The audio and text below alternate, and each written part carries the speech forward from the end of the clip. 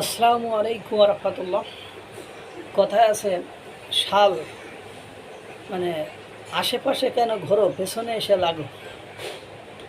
তো বাংলাদেশের অবস্থা ঠিক ওরকমই হয়েছে। বাংলাদেশের প্রধান উপদেষ্টা ক্ষমতায় আসার পরে ক্ষমতায় বসবে তার আগে এয়ারপোর্টে নেমেই উস্কানি মেরেছিল আগে ভারত নিয়ে। তো ভারত কি বলেছিল যে আমরা তো শেখ হাসিনা চলে গেছে, কাল আবার পরশু আবার ঢুকাই দেবো, বলছে না? বলে নাই তো। এয়ারপোর্টে নেমেই উনি বললেন যদি ভারত বাড়াবাড়ি করে তাহলে তার 7 সিস্টার্স দখল করে নেব। এবং এই দেশের যে জনগণ তারা একের পর এক ভারতকে অপমান অপদস্থ করার প্ল্যান প্রোগ্রাম করে ফেলল। তারা বিভিন্ন পতাকা, জাতীয় সঙ্গীত সহ আরও বিভিন্ন ইস্যুতে ভারত পণ্য বয়কটের জন্য সচিত্র সরাসরি সংবাদ সম্মেলন, তারপরে ভারতের প্রধানমন্ত্রী নরেন্দ্র মোদীর নামে গরু জবাই করে জিয়াফত করা, সেগুলো কারা করছে? যা কিছু এদেশে ভারতের সাথে বাংলাদেশের উত্তেজনা সৃষ্টির ক্ষেত্রে যা কিছু হয়েছে তার শুরুটা কে করেছে? এটা কেউ বলে না রে ভাই।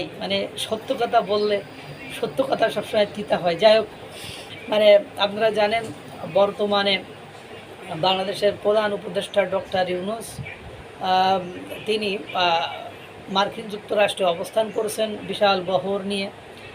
সেখানে গেছেন যে এর সাথে তার সাথে মিটিং সিটিংয়ে বসছে। অবশ্য ডোনাল্ড ট্রাম্পের সাথে এখনও বসা হয়নি বা বসার সুযোগ পাইনি। অন্যান্য আর কারোর সাথে বসা হোক আর না হোক, বড় ভাই পাকিস্তানের প্রধানমন্ত্রীর সাথে বসাবসি শেষ।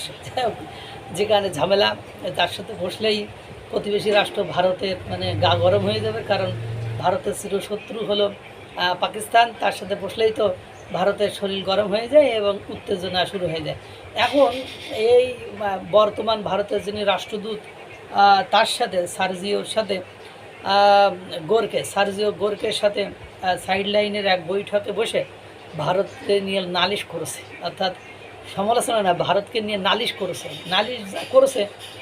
এখন সেটার ভারতের বলার দরকার নেই, আমি তার কিছু প্রমাণাদি দেখাই দিচ্ছি যে আপনি যে নালিশ করছেন তা আপনার এই নালিশের পেছনে যে কারণ, যে আপনি নালিশ করতে যে আপনি নিজেই যে ধরা খাবেন, তার একটা উদাহরণ কিছু আমি আপনাদেরকে দিয়ে দেবো, যেটা ভারতের কোনোভাবে আপনি দোষ দিতে পারবেন না। যেমন উনি বলছেন বাংলাদেশের 24-এর গণঅভ্যুত্থানকে ভারত ভালোভাবে নেয়নি। তো ভারত ভালোভাবে নেয়নি কোনোদিন বলছে? বা ভারত নেয়নি বলে ভারত আক্রমণ করছে কোনোদিন? যে এই তোরা এইভাবে করেছিস, তোদের আক্রমণ করলাম। এই কারণে ভারতের সাথে বাংলাদেশের সম্পর্ক খারাপ হয়েছে। ছাত্ররা গত বছর যা করেছে সেটি ভারত পছন্দ করেনি, যে কারণে ভারতীয় মিডিয়াগুলো ভুয়া খবর দিচ্ছে এবং পরিস্থিতি আরও খারাপ করেছে। গত বছরের গণবিপ্লব ছিল একটি ইসলামী আন্দোলন বলে প্রোপাগান্ডা ছড়িয়েছে। একথা ইসলামী আন্দোলন বলার কারণ কি আমি বলছি। এখানে দেখেন, ইসলামী আন্দোলন বলার একটা কারণ হলো এখানে যে পরিমাণ মাজার ভাঙচুর হয়েছে, সেই মাজার ভাঙচুরে আপনি কি করেছেন? ডক্টর ইউনূস সাহেব, আপনি বলেন যে মাজার ভাঙচুরে আপনি বিশাল কোনো পদক্ষেপ নিয়েছেন। 250 বাংলাদেশে যদি 100 মাজার ভাঙচুর হয়, আপনি 10 জনকেও তো আটক করে শাস্তির আওতায় নিয়ে আসতে পারেননি, পেরেছেন কি? এরপরে তৌহিদি জনতার নামে বিভিন্ন জায়গায় মব সৃষ্টি করে মুক্তিযোদ্ধার স্মৃতি সৌধগুলো, ফলকগুলো, বঙ্গবন্ধুর বাড়ি পর্যন্ত ভেঙে ফেললো। আপনি কিছু করতে পেরেছেন? বলেন আপনি। হ্যাঁ আমি করেছি। তারপরে জঙ্গিগুলো কিভাবে একের পর এক ছেড়ে দিয়েছেন, সেটা তো সারা বিশ্বের লোক দেখেছে। আপনাকে যে তালেবান বলছে, তালেবান বলার কারণ কি? আপনি বলছেন আমার দাড়ি নেই, দাড়ি থাকা লাগবে না। তো আপনি অন্তর থেকে তালেবান, সবসময় দাড়ি থাকলে যে তালেবান হবে এরকম তো নাই। আপনি নিজেকে তালেবান ভাবছেন, না হলে এই কথা কেন বলবেন? দাড়ি থাকলেই কি তালেবান হয়? দাড়ি না থাকলে তালেবান হয় না। এখন একথা যায়, আপনার ইসলামী দলগুলো বর্তমান সময়ে এসে কী করছে না করছে সেটা তো মানুষ দেখছে। এই যে কিছুদিন আগে গোবিন্দ পরামানিক বললো যে যখন সংস্কার কমিটি করা হলো, তখন আমরা বারবার বললাম যে আমাদের হিন্দুদের একটা প্রতিনিধি আপনি নেন বা সংখ্যালঘুদের একটা প্রতিনিধি আপনি নেন, কিন্তু আপনারা কোনোভাবে নেই। কই আমরা কথা বলবো না, আমরা শুধু শুনবো যে কি করেন না করেন। কই আপনারা নেননি, তাহলে আপনারা কী বলবো? অথচ ইসলামী দলগুলোর সকল প্রতিনিধি আপনি সেখানে নিয়েছেন। মানে এটা কি এ কারণে কি আপনাকে তারা বলবে না প্রোপাগান্ডা কে ছাড়িয়েছে?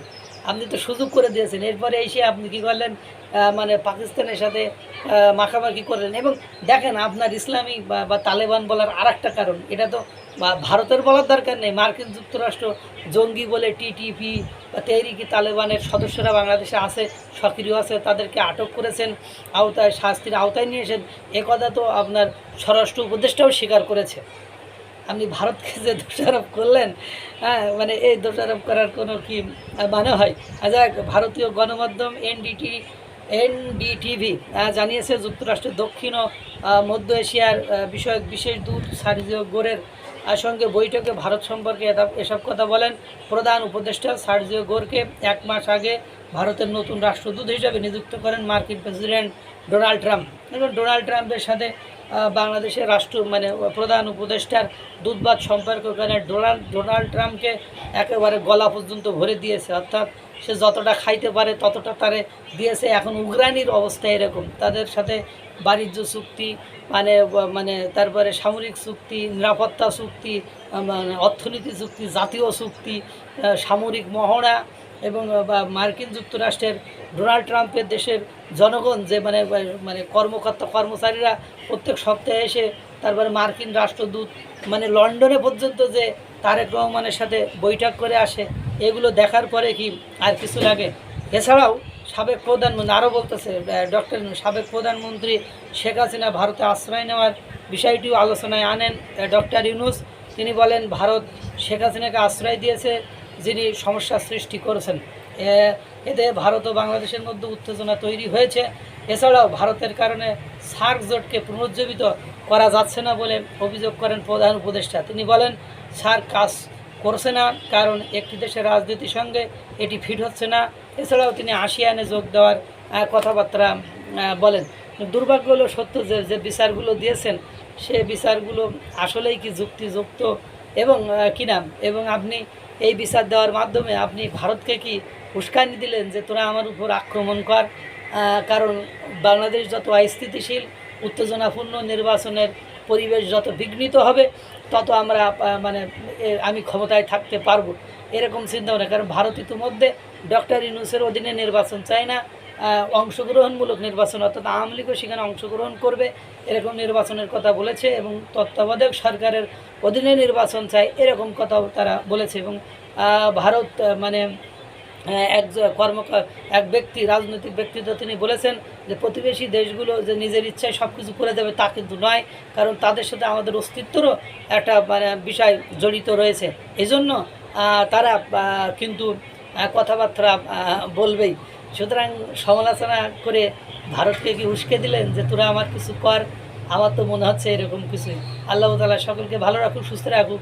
আসসালামু আলাইকুম ওয়া রাহমাতুল্লাহ।